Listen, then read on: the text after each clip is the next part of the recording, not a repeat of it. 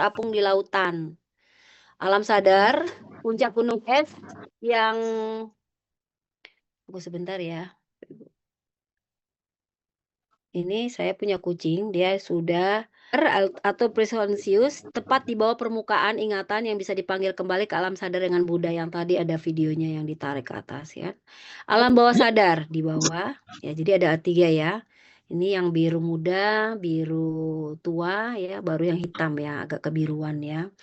Bagian terbesar yang tersembunyi berisi ketakutan, motif kekerasan, desakan seksual tak bermoral, dan keinginan irasional. Jadi yang tadi di video itu kata Freud ya, bahwa ada keinginan-keinginan nakal dalam diri kita, keinginan daging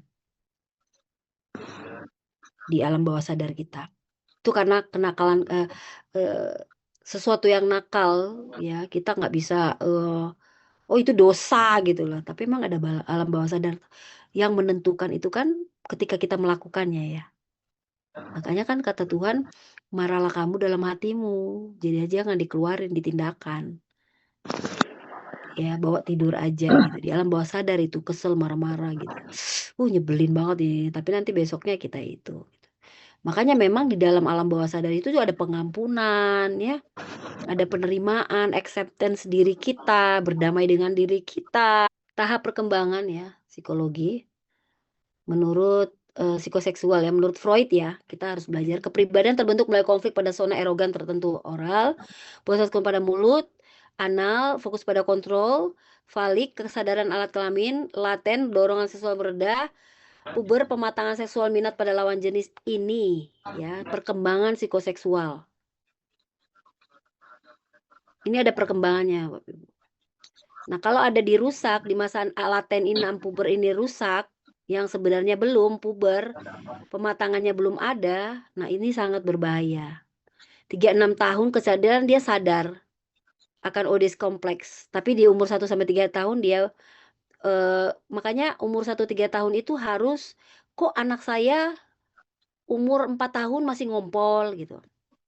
Kok 5 tahun dia masih ngompol ya? Kenapa dia tidak yang lain? Karena masa 1-3 tahun pengertian tentang anal tidak ada toilet training. Nak, bangun 2 hari memang terlalu cepat ya, karena 0-1 tahun itu pusat kepuasan pada mulut. Jadi dia, Bapak Ibu perhatikan ya, anal, oral ya. Jadi dia seperti kayak gigit-gigit jari gitu. Dia tiba-tiba kita ambil tangannya, dia gini lagi. 0-1 tahun ya. Apakah itu normal? Iya normal, tidak apa-apa. Tetapi kan kita tidak mau dia terus-terusan gitu. Jadi kita ya harus, ya kita harus mengurangi gitu. Kadang-kadang ada orang tua kan sampai kayaknya ditaruhin apa, yang pahit-pahit gitu ya kan. Sampai 2 tahun dia masih menyusui kan tidak ya.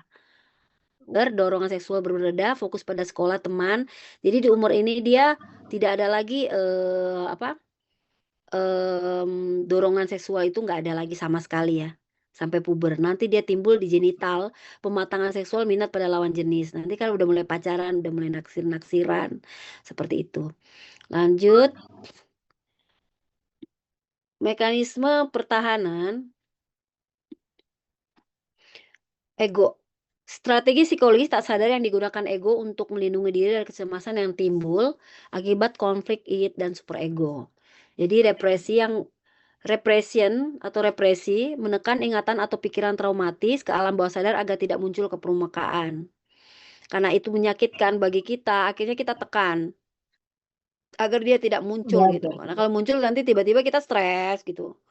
Timbul kita pusing, kita mikirin kayak, aku kok kayak gini banget ya hidupku tuh kayak gini." Nah, kita tekan kita tekan kita tekan ya. Lalu denial, menolak untuk menerima kenyataan atau fakta yang menyakitkan. "Masa sih aku kayak gini sih? Aku kayaknya nggak kayak gini, aku nggak terima kayak gini gini gini." Marah gitulah. Denial, menolak untuk menerima kenyataan atau fakta yang menyakitkan. Dia banyak yang terjadi ya pada anak-anak yang mungkin dalam kekerasan gitu ya, mengalami kekerasan gitu. Lalu projection menuduhkan dorongan atau kesalahan diri sendiri kepada orang lain. Ini namanya proyeksi. Bapak Ibu pernah nggak kayak melakukan kesalahan tapi nggak mau defense jadi salahin orang lain. Jadi Bapak Ibu mungkin pernah kan manipulatif kan? Manipulatif padahal dia yang salah loh. Kok dia bisa ini ke saya gitu. Karena kan memang manusia itu tidak mau disalahkan ya. Rasionalisasi mencari pembenaran logis untuk perilaku yang sebenarnya tidak dapat diterima. Ini mekanisme ego ya, Bapak Ibu. Pertahanan mekanisme ego. Defense. Kita semua memiliki defense untuk diri kita, untuk melindungi diri kita dari bahaya. Sebenarnya ini adalah perlindungan untuk diri kita, jangan kita merasakan hal yang, ya jadi kita ini pertahanan ego untuk sesuatu yang jangan sampai membahayakan kita, menyakitkan kita. Nah ini adalah pertahanan, mekanisme pertahanan ego. Oke, mekanisme pertahanan ego. Selanjutnya, inilah tafsir mimpi. Jalan kerajaan menuju alam bawah sadar. Freud percaya bahwa mimpi bukanlah aktivitas acak, melainkan wish fulfillment, memenuhi keinginan yang terpendam. Mimpi memiliki dua lapisan. Menurut Freud ya, isi manifest apa yang kita ingat saat bangun. Isi laten, arti simbolis yang sebenarnya tersembunyi di baliknya. Jadi Freud tahu, dia yakin bahwa aktivitas dalam mimpi kita itu aktivitas acak. Jadi contohnya Bapak Ibu ada masalah gitu. Yang paling kontroversial terjadi pada tahap falik, usia 3-6 tahun. Seorang anak laki-laki memiliki hasrat bawah sadar ya, tadi kan setelah 6 tahun sampai puber kan tidak ada rasa seksual itu menurun kan. Nanti baru ke puber ya. Nah, salah satu konsep Freud yang paling kontroversial ya, yang dipikir sangat aneh gitu ya, terjadi pada tahap falik usia 3-6 tahun. Seorang anak laki-laki memiliki hasrat bawah sadar terhadap ibunya dan melihat ayahnya sebagai saingan. Rasa takut akan hukuman ayah, kebiri akhirnya membuat anak mengidentifikasi dirinya dengan ayah, membentuk superego. Usia 3-6 tahun ada nggak Bapak Ibu yang kalau dia deket sama papanya, anak cewek gitu, mamanya deket tuh dia cemburu. Usianya berapa? 2 tahun setengah. Nah, 1 tahun sekali itu pada kontrol buang air, jadi masih ada training ya, belum ke falik.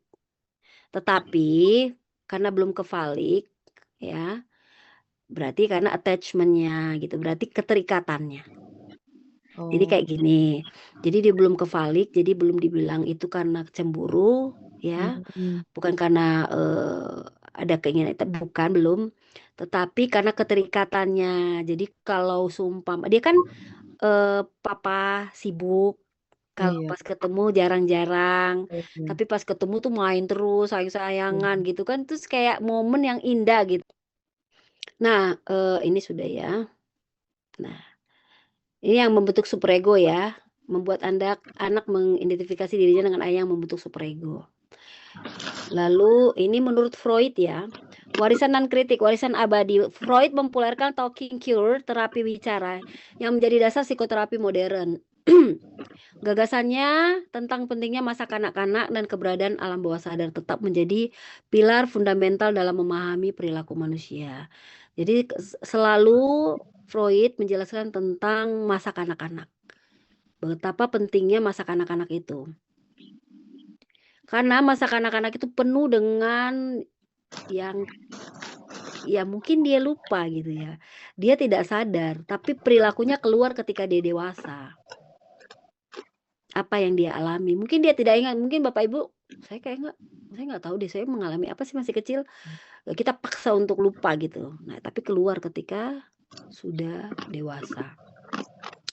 Tapi ada kritik ya, teorinya sering dikritik karena terlalu menekankan pada seksualitas dan agresi.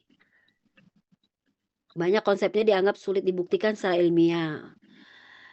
Pseudoscience, pandangannya terhadap wanita juga dianggap bias dan ketinggalan zaman. Ini kita pelajari tentang Freud.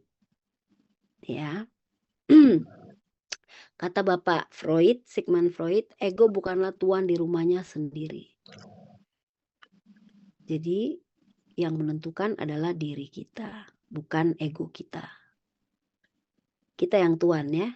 Dari setiap keputusan kita adalah tuannya. Baik, kita masuk kepada